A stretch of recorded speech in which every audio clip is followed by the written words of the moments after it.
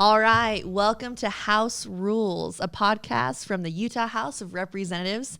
I'm Representative Candice Pierucci. I represent House District 49, and that includes Harriman and Riverton, which is in southwest Salt Lake County. And joining us today, we have the great Senator Scott Sandall. Please introduce yourself, Senator.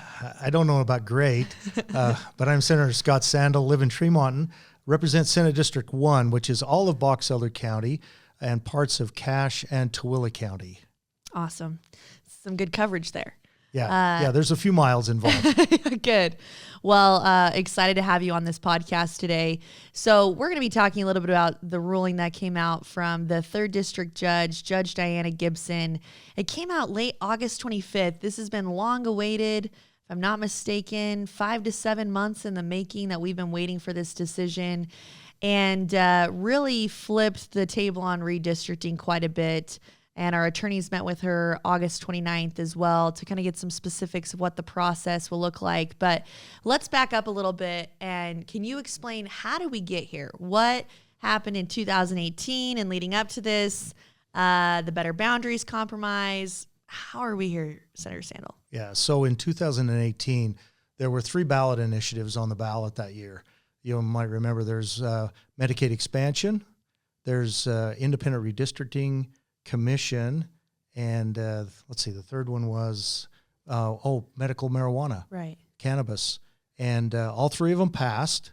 I think you've got to understand a little bit because that's important to the context. Each of those, after they passed as initiatives, there were some questions about some legality, constitution, and quite honestly, some process. There was also some concern about what that did to fiscal impact from those initiatives passing. So the legislature convened with each of those groups and came back with some ideas to make them better. And each of those groups agreed, including Better Boundaries, who came to the room and met, negotiated, and said, yes, I believe that that the initiative did press some boundaries that we don't want to. Let's bring them back.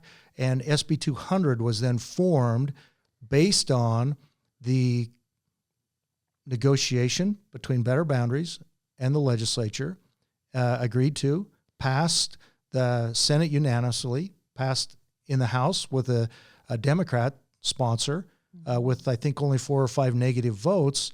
And it was a process. It's a process bill, not an outcome bill. Mm-hmm. And it cleaned up some of the things that Proposition 4 needed to be cleaned up, and everybody agreed they needed to clean it up. Yeah, and it was supposed to honor the spirit of the initiative, but also maintain the legislature's constitutional authority, right? And so I think it's a great explanation of it, and that you did bring everyone to the table.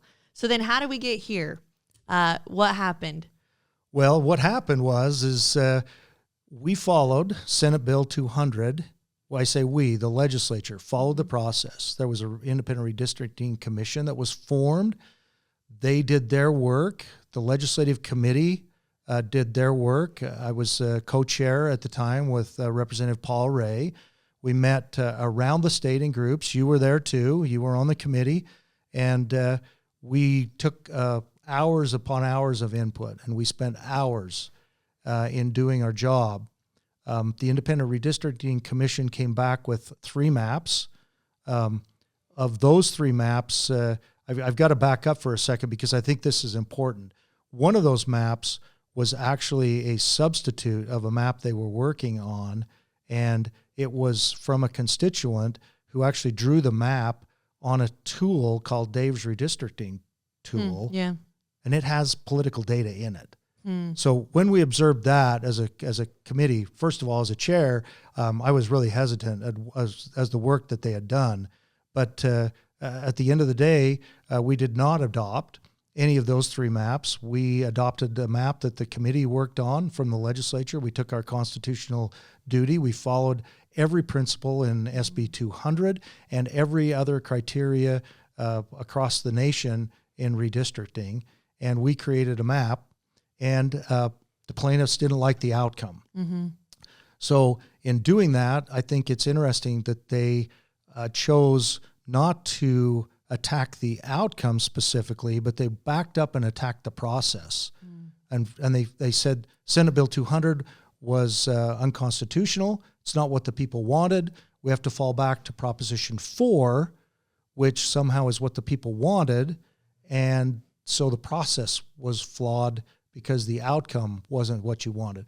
I think it's important. You got to separate those two. Yeah, absolutely. And I think it passed 50.8% of the vote. It was not this like overwhelming number. And there were a lot of other things on the ballot that you could argue, had they not been there, it might not have passed. But I mean, I will just second that. I was on redistricting with you. We spent hundreds of hours on that committee touring the state, and we went and we collected maps. We invited citizens to bring their maps to us and tell us, hey, tell us the best way you think your district should be drawn for the House, for the Senate, for a congressional map. What makes most sense representation-wise to you? I mean, I remember our meeting in Vernal, Moab, I mean, specifically Park City. We went everywhere.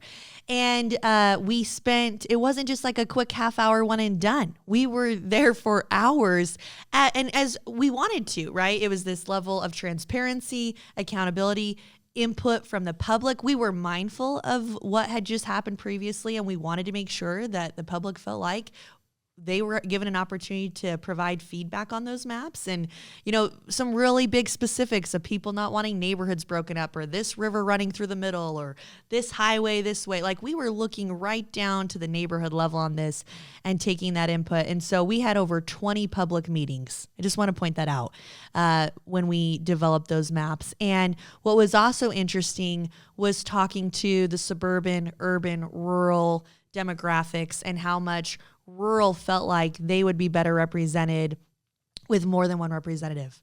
And that if every congressperson had a portion of rural Utah, they felt like they would have a voice back in Congress that's much more augmented. And I think Utah is unique because we have this hyper density along the Wasatch Front, right, of population there.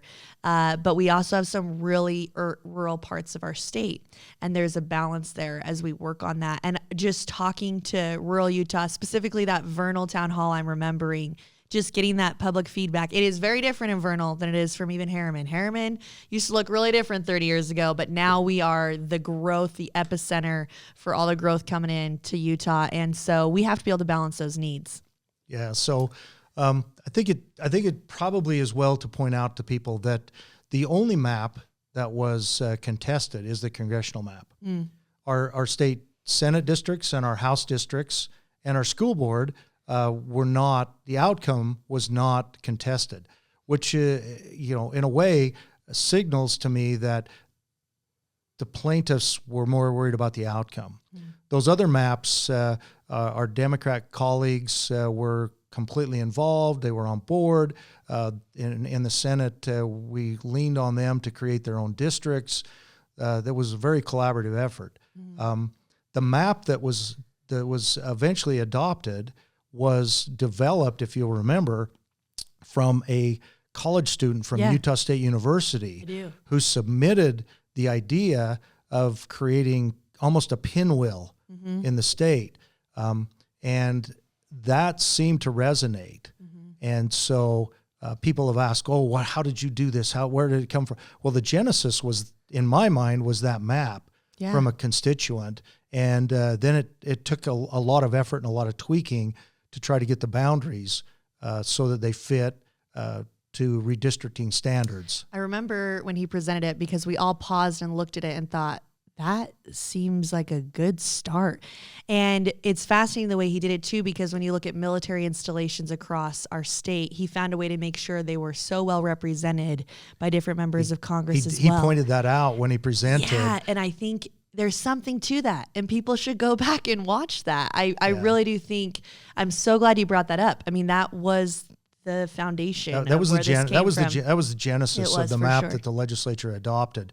Then it became evident that, to me, the resources that our urban centers use really flow off of our federal lands, especially our water. Yeah. And also we have our public who recreates on our federal lands constantly.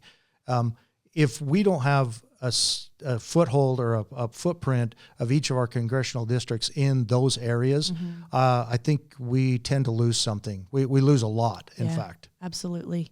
Well, great points there. So we have the lawsuit, right? So we had the 2020 compromise. We had the 2021 redistricting process, which we just described. Then you have the League of Women Voters sued the legislature over our congressional maps.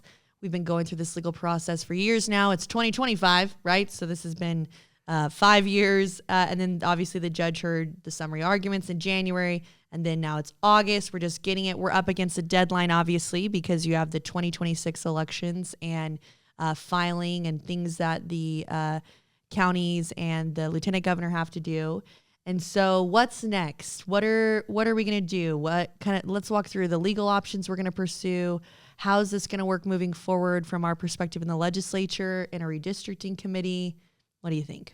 So I think it's well to point out that the timeline, the truncated timeline of 30 days doesn't allow us to do everything that Proposition 4 required. It's an absurd timeline. It's a crazy, really hard. It's a crazy timeline.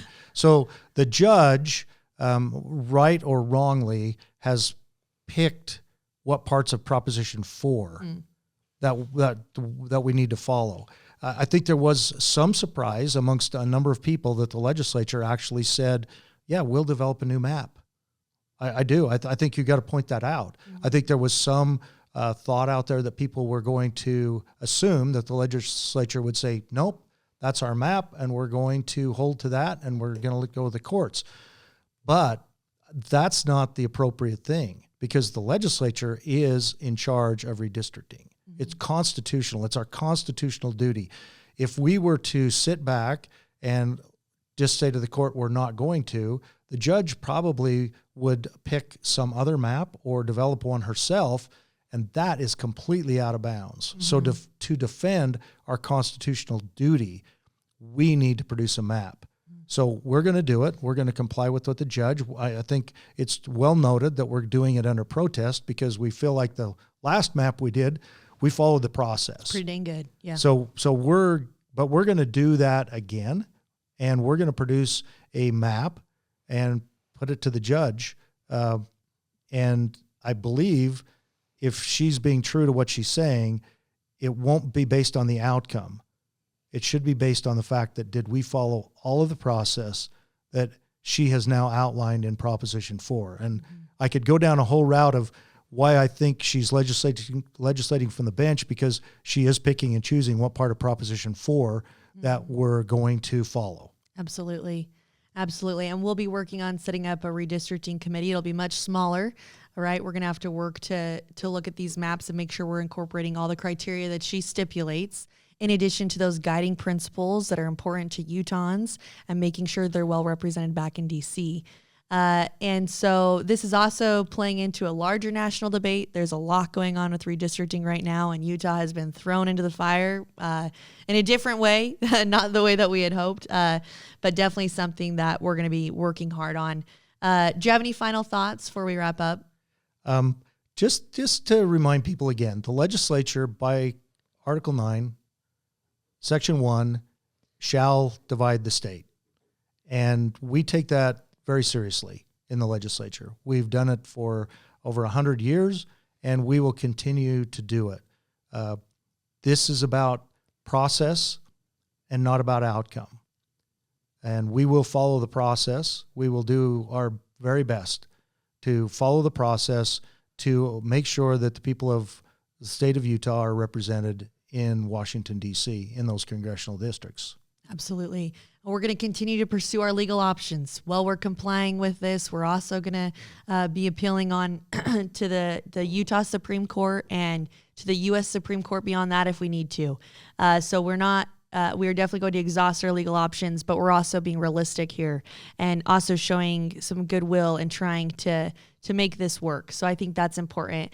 I also think it's important that we are still committed to representing both urban and rural voices in Utah, and making sure that the hardworking families in our state are well represented, and that we are setting ourselves up for success. When you look at how Congress works, I just to give some some background on this. I actually worked for a member of Congress, and you travel your district, right? They set up town halls. There's different committees you serve on, and federal funding you're looking at for your district. So there is some level of this coordination on, we want to make sure that our military installations, our rural communities, our education centers are well taken care of. And we're going to be looking at all that as we go to this map process. So thanks for joining us on the House side today. And we hope you guys follow along and listen to our next episode. Thanks, Representative. Pleasure to be here. Thanks.